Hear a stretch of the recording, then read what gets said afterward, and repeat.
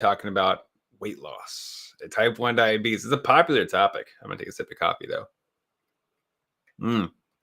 Give me a 1 if you're able to hear me. Want to make sure this guy is on and can chat with you guys. I lost the word I was going to say, but I want to make sure I can chat with you guys because I know there's going to be questions on this one.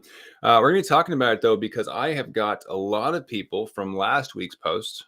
We had some things going on last week, some childcare situations where I had to omit the training.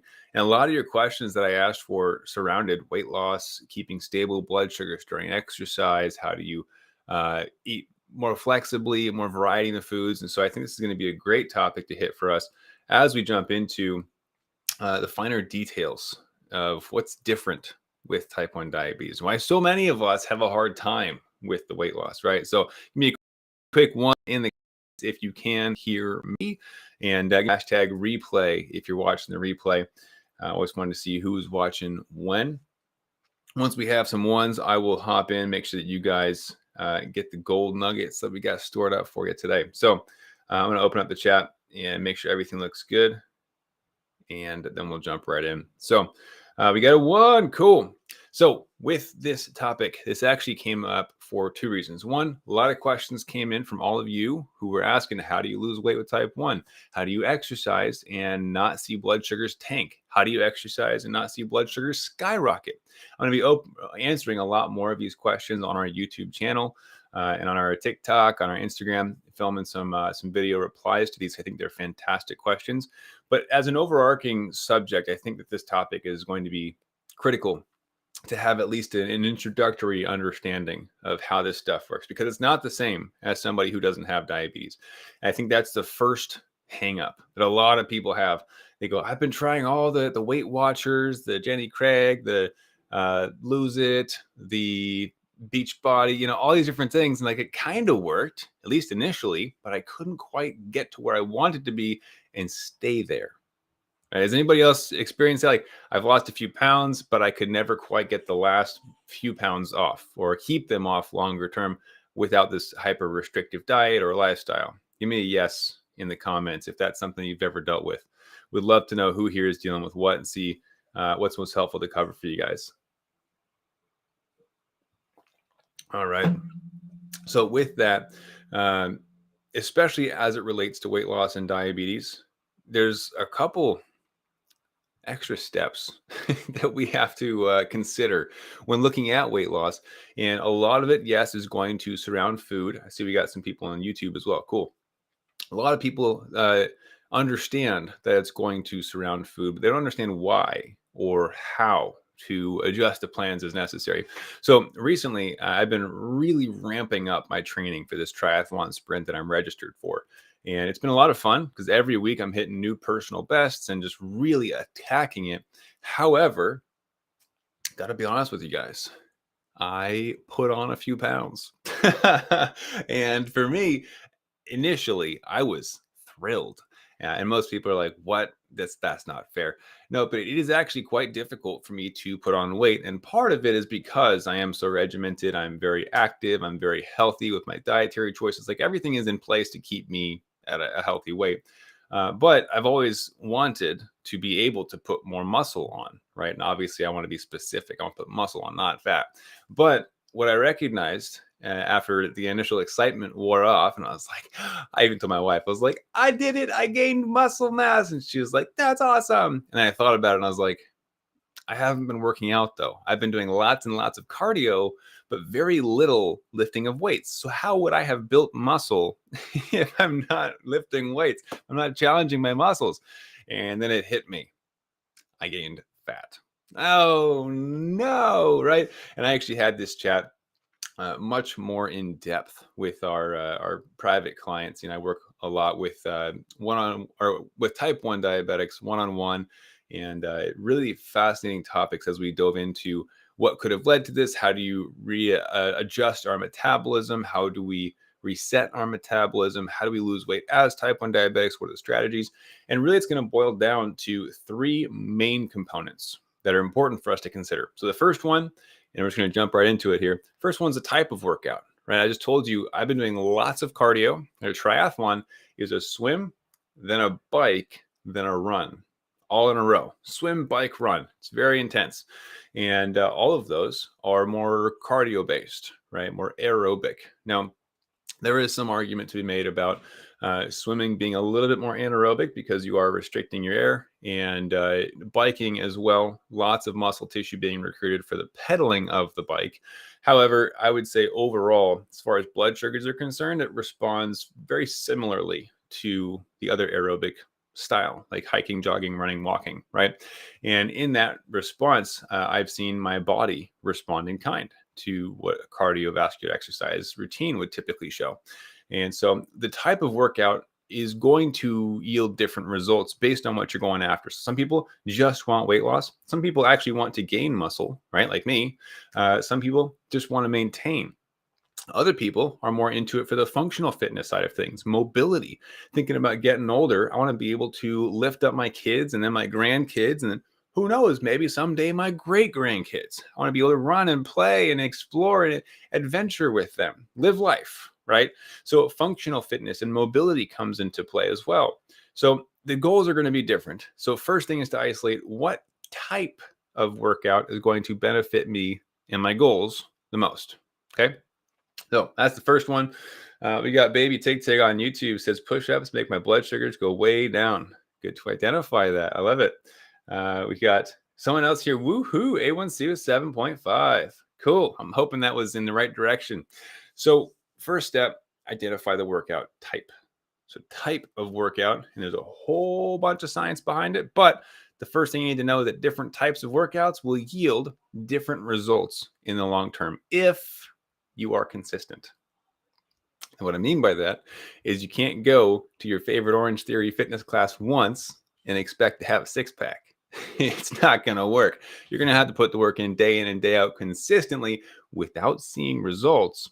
And then eventually, after putting in enough of those reps, you will then see the results. It's a very drawn out process. Fitness, it's interesting, right? That's why anytime I see somebody who is in top tier physical shape, I know that person is disciplined, right? Because they didn't just get there in a week or in a month. Like that's probably years, if not decades of effort, consistently showing up every single day.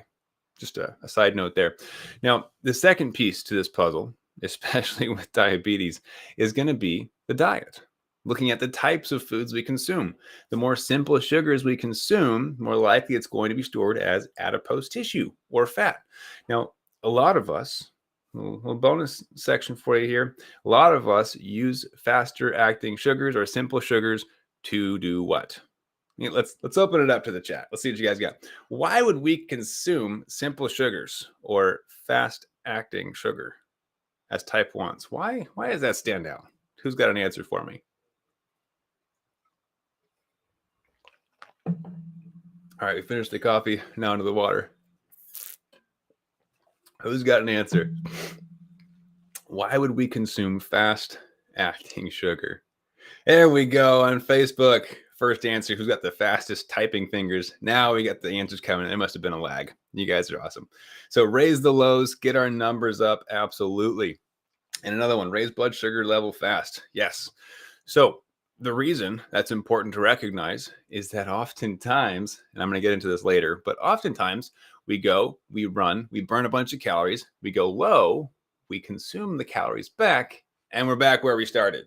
And we're like, I just did all that work for nothing, right? I burned 500 calories and I consumed 500 calories. This is not a fun game to play.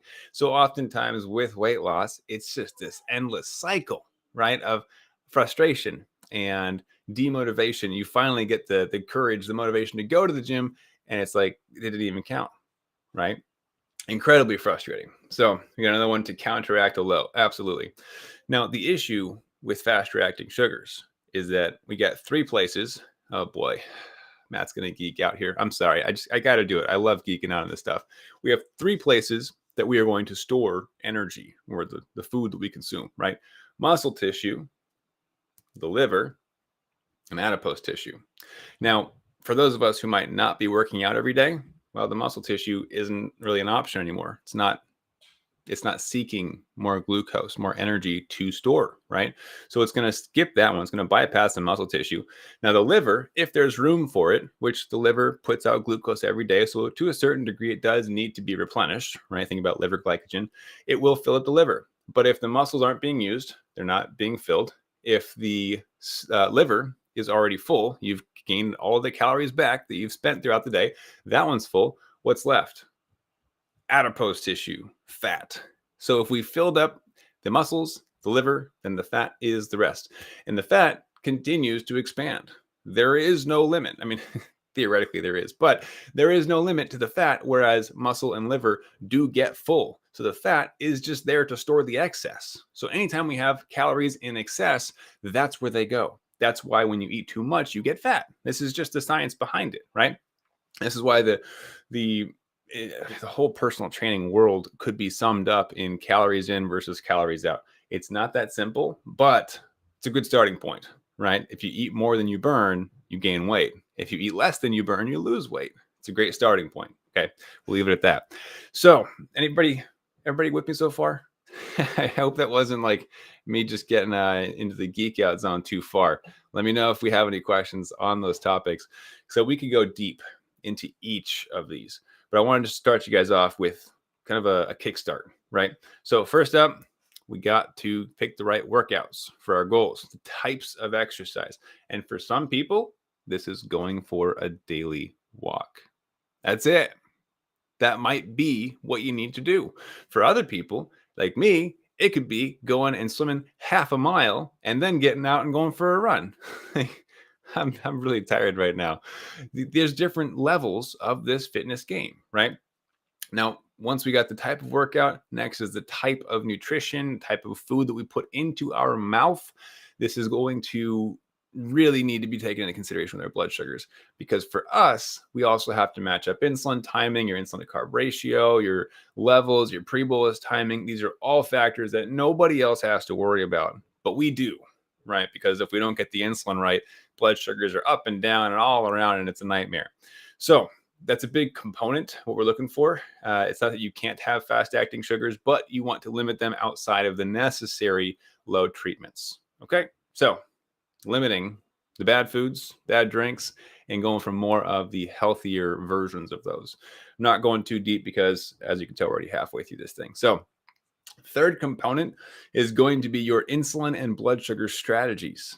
All right. So if we don't have these things dialed in, like if my insulin to carb ratio isn't perfect, blood sugars are already going to be on a roller coaster, right? There's no chance that I'm going to be able to keep my blood sugars level if I'm introducing things like exercise and changing up my diet and life. The base level of my insulin is off. So that's also going to be critical. This is our third component to weight loss, weight management, weight gain, any of these things as they surround a fitness routine. You got to have your insulin and your blood sugar strategies dialed in. Like, just trust me on this one. It's not worth trying to circumnavigate that. It's very difficult. I'll just leave you with that. Lots of lows, lots of highs. I've been there. And I wanted to make sure that this is just absolutely clear. Type 1s, us, right? We have kind of an extra step when it comes to weight management, but also life in general, right? Life is more difficult in this sense. However, I want to add this in as a point of clarification. I actually talked to my mentor about this earlier today. I mentioned how diabetes can be very distracting when I'm trying to work, when I'm trying to play. Like it pulls you out of the moment sometimes, right? And I told him, I was like, I look at other entrepreneurs, other content creators, other parents or coaches or whatever it is. They don't have to deal with type 1. I do it. It's so much harder for me. And it's difficult not to get into this woe is me kind of a mindset, right? Like, oh, my life is so hard because I have to deal with blood sugars. And then I stop and think about it. And I'm like, is it? Or does everyone have something they're dealing with? And we all just got to figure it out, right? Yes, I have type 1, but that other person, what I might not know, maybe they're going through a divorce. That sounds difficult too, right? This other person, maybe they have a different autoimmune disease. This other person, maybe they're chronically depressed and suicidal. We don't know, right? And so it's a little off topic. It's a tangent, but so often I find myself starting to think, oh, diabetes is so difficult. Nobody else has to deal with this. And I'm like, dude, Matt, come on. Other people have stuff they deal with too, right? Mine is specific to nutrition, health. But yes, it is difficult, right? But everyone has their stuff that they deal with. No one has a perfect life. No one has 100% easy life. Even the people you see that are billionaires, they've got stuff in their personal lives, right? They probably have stuff going on with their health too. Everyone's dealing with something. And that helped me a lot to stop trying to make excuses and complain. Because complaining doesn't do anything to change my situation. It just makes me feel better in the moment about why I'm not where I want to be with my goals, right? In long term, that doesn't serve me well. I would much rather say, hey, my issues, they're nothing. And that's going to push me towards getting my goals faster, right? So do with that what you will. I just figured I wanted to add that in. So the other thing I wanted to add for you guys is, let's see how much time we got left. If I have time to go through this. Yeah, I think so. Okay. So one of the things I want you guys to consider as we're looking at first steps for like my clients that want to go for weight loss, we got to get these three things really dialed in: type of workout, type of food, and the insulin and blood sugar strategies. The goal is to have blood sugars perfectly stable through any kind of activity, through any kind of meal, so that that's just not a variable, right? A lot of us want to use that excuse where it's like, oh, my blood sugars are crappy, I can't work out, and that's why I'm overweight. It's like, no, you're probably overweight because you're lazy and choose not to eat the right foods, right? Yes, there is an added variable of blood sugar management. And I will be completely transparent with you. Today, when I was supposed to go to the pool, I didn't want to go because my blood sugars were just ever so slightly headed down. And I was like, that feels like a good excuse to not go.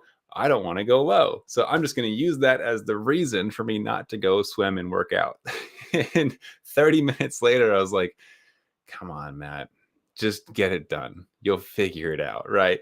So oftentimes it really is just our own inner weakness being like, you don't really want those goals, right? And then we give into it. We let that become our excuse or our justification. We got to squash it and get out there.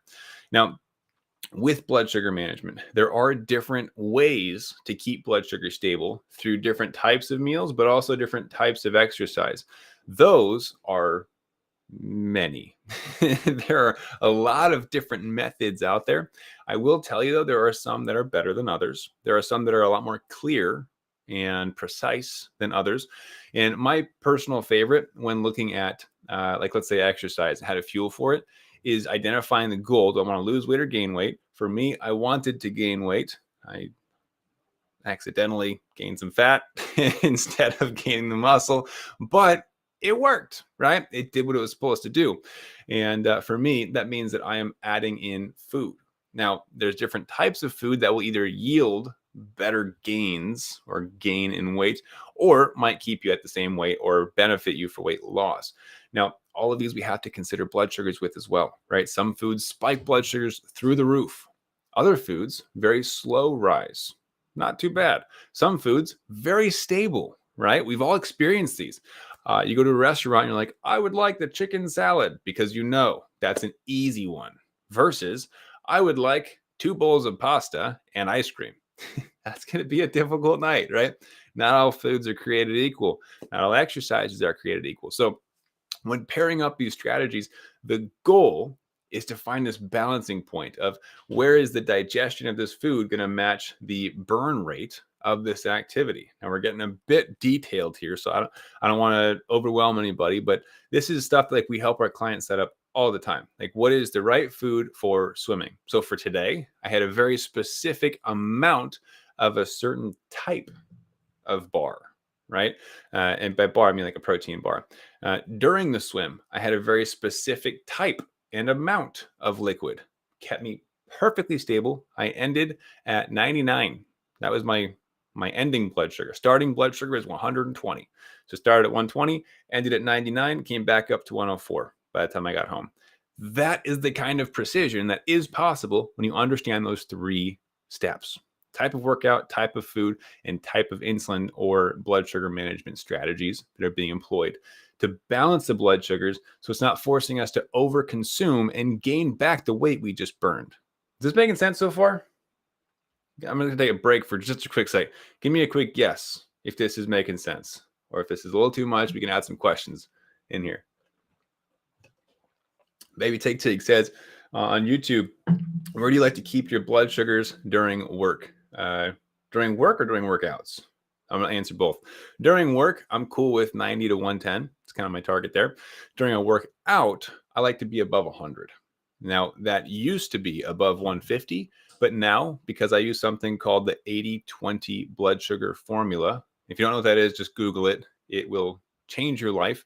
80-20 blood sugar formula, as long as I'm above 100, feeling pretty confident about where it's going to end up. So, and that formula, by the way, the reason I like it is it allows us to predict where blood sugars are going to go. So at the beginning of the swim, you think starting a half-mile swim at, what was it, 120 could be a little bit sketchy, right? Because your head's in the water, no Dexcom readings, you're blind to whatever the blood sugars are doing. And then, of course, worst case scenario, you could drown, right? That's a pretty serious thing. But because I'm confident in the 80-20 blood sugar formula, I knew where it was going to end up. I knew I was going to be okay. Ended at 99, perfect, allows for me to optimize my recovery, but also not overconsume and lead to more fat gain. And then, of course, for me, the recovery is critical because I'm pushing my body to the limits every week. So that's where I'm at now. We got yes on Facebook, yes on YouTube. Fantastic. So big picture, what are your goals? That's the first step you got to identify. Is it to lose weight? Is it to gain muscle? Is it to maintain? Is it functional fitness with mobility? What are we looking at, right? From there, we can and start to piece together the types of workouts that will benefit that, which, by the way, depending on which workout you pick, it will alter your insulin strategies. Then you got to identify the type of foods that will benefit you. Some goals are going to match up better with higher carb diets. Some goals match up better with higher protein diets. Some goals higher fat. We right up. That's also not fear with our blood sugars and cause things to go into chaos. And then we feed the insulin and gain weight, and it just sucks, right? So, and that's also going to be impacting your insulin needs depending on which diet you pick. In our programs, we call this our personalized macronutrient profile. It's different for everyone, and it should be selected intentionally. Don't let anybody tell you, you should be low carb, you should be keto, you should be vegan. You got to pick this yourself, and you got to do so intentionally. You got to know what you're picking if you want to set yourself up for true success with diabetes. Okay. And then third step is first to in line, we got to match it up with the right insulin and blood sugar management strategies. Now, this Saturday, if you're here with me live, I'm actually doing a live training on, and we call it strategic snacking, where it's like, what types of foods are going to help me get to those goals, right? Whether it's weight loss, weight gain, maintenance, what types of foods are going to keep me stable through the workouts, even if it's a walk, right? It doesn't matter the intensity level or duration, whatever the goals are, different foods are going to match up with different workouts, which yield simpler blood sugar management strategies. So I'm going to be going into depth on that. We call it a masterclass because this is where I just like literally geek out the entire time. I go into the science. I go into exactly what I do.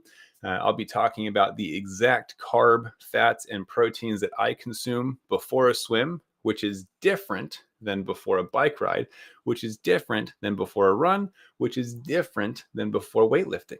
So all the different triathlon trainings that I do require different food types, different fuel sources in order to stay stable, let blood sugar stay perfectly flat, and also optimize for my goal, which is increased fitness, functionality, and then, of course, muscle gain for me personally. So, I mean, I know we already have like our invites. This is for clients only, technically, where we just do masterclass that will be beneficial.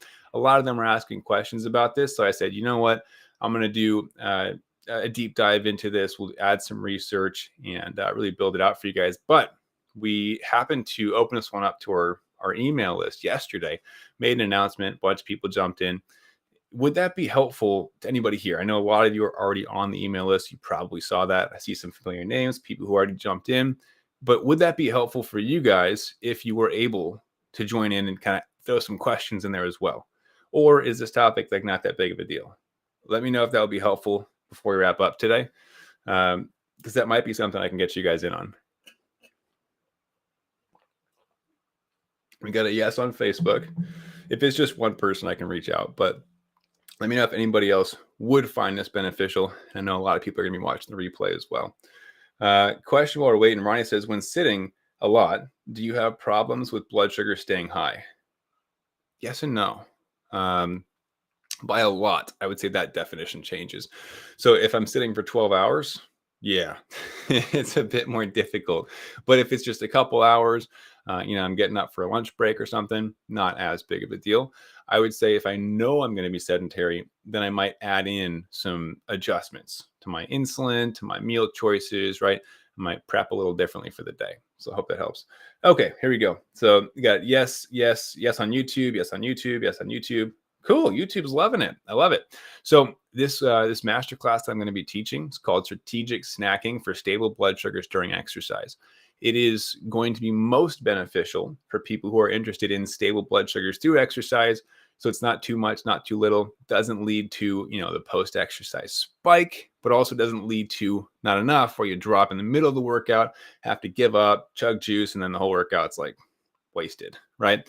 So a lot of those strategies I'm going to be covering in depth, personal experience, and then covering it with my research as well. What we'll do, since it is a private training that I'm doing for my clients, like we don't have a website that I can just tell you to go to. It does have to be like a backdoor entrance, like, hey, here, go ahead and jump in here. What we'll do is comment the word snacks. We'll keep it easy. Comment the word snacks if you want me to reach out to you. I'll make sure it's a good fit. I'll tell you a bit more about the training, and you can decide if it's something that would be helpful. But comment the word snacks. I'll reach out, and if it is something that truly is beneficial for you, then I'll get you a link. You can go register for it. And if you can't show up live for whatever reason, but you do register, we're also going to be sending out a replay on Sunday. So we got snacks on Facebook. Awesome. You guys have been fantastic. Love the participation. Do me a quick favor. If this was helpful in any way, just smash the like button or the love button or whatever, because that tells the algorithms that it should show it to more people. And I want people to understand a bit more of the science behind this stuff. So if at all it was helpful, just smash the like button real quick. And we'll get that. All right. So I see Thelma says snacks. Ronnie says snacks. There's snacks on Facebook. Cool. So I'll reach out to you guys. Make sure you get what you need. So go ahead, smash the like button. You guys are awesome for hanging out, learning about nutrition and weight loss and fitness. This is my world. And of course, blood sugar analytics, my favorite thing to talk about. So maybe we'll get into that one on Saturday as well. Talk a bit more about specific dosing strategies that I use and how it all works out. All right. You guys are great. Have an awesome rest of your week. I'll catch a lot of you on Saturday. Like I said, I see some familiar names of people who already signed up for it. And outside of that, let's go get them. Let's do something exciting with our lives this week and really crush it with diabetes. I'm proud of you. All right. So we'll catch you guys next time every week, Thursdays at 4 p.m. Pacific, which is 7 p.m. Eastern.